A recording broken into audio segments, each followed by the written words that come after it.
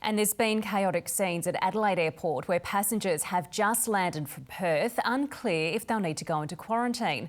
Reporter Dana Morse is there. Dana, what's the latest?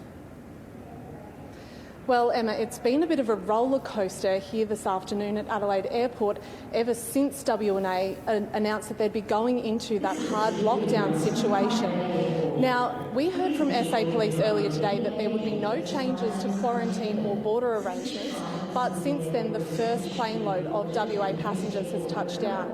They were told on arrival they will need to self-isolate for 14 days and they will need to get tested on day 1, 5 and 12. What we don't know is whether that will be backdated to involve flights that landed earlier today or yesterday. So we'll wait and see on that one.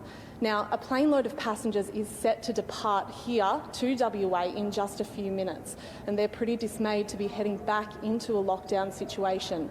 But for us in South Australia, we can have a lot of empathy for WA as it almost identically mirrors our own hotel quarantine outbreak late last year.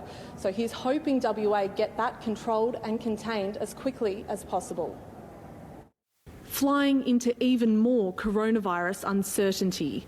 These passengers from Perth were already on their Adelaide-bound flight when the lockdown was announced. It's a bit of a shock, I must admit, getting the news on the plane to see that they've gone into lockdown, most unexpected. So yeah, a bit of a shock, unfortunately, but I guess travelling at this time, with this sort of situation, there was a risk. So it's just updated on the system that we're doing 14 days quarantine now instead of just getting a test downstairs. So we will all be stuck inside. Just hours earlier, Sydney-siders landed for their first time since their city's outbreak. They're now only required to isolate until receiving a negative test result. He's 6 months old and he's meeting his grandpa today and it's just a happy time. I'm returning to see my family, what I was meant to at Christmas time, so it's just been postponed for a month, but I'm finally here. Very happy, but not happy I can't go straight back to work.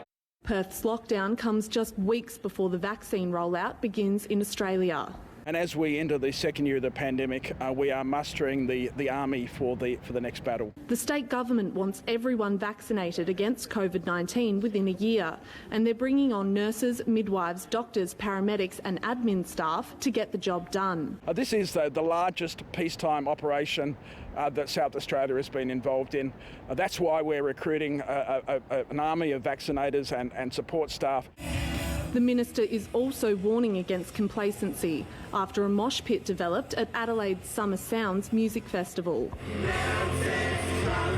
Up to 100 revellers reportedly rushed towards the stage near the end of the June Rat show, leaving their pods and breaching the event's coronavirus management plan. Organisers say it was a one-off in the month-long run of concerts and was quickly dispersed. You're going to get some people that are going to behave that way. It happens at football, happens at the cricket, and it happens at music events as well, and that's unfortunate, but on the whole this has been really successful. Keeping the party COVID safe. Dana Morse, ABC News, Adelaide.